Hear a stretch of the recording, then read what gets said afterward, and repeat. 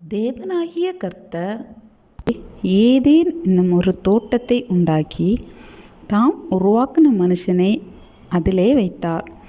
தேவனாகிய கர்த்தர் பார்வைக்கு அழகும் புசிப்புக்கு நலமுமான சகலவித விருட்சங்களையும் தோட்டத்தின் நடுவிலே ஜீவ விருட்சத்தையும் நன்மை தீமை அறியத்தக்க விருட்சத்தையும் பூமியிலிருந்து முளைக்க பண்ணினார்.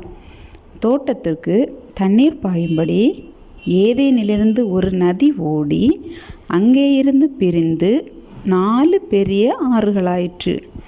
முதலாம் ஆற்றுக்கு பைசோன் என்று பேர். அது ஆவிலா தேசம் முழுவதையும் சுற்றி ஓடும். அவ்விடத்திலே பொன் விளையும். அந்த பொன் சுத்த பொன்னாயிருந்தது. அது மட்டுமல்ல, பிதோலாகும் கோமேதக கல்லும் உண்டு. இரண்டாம் ஆற்றுக்கு கீஹோன் என்று பேர். அது எத்தியோப்பியா தேசம் முழுவதையும் சுற்றி ஓடும். மூன்றாம் ஆற்றுக்கு இதக்கேல் என்று பேர்.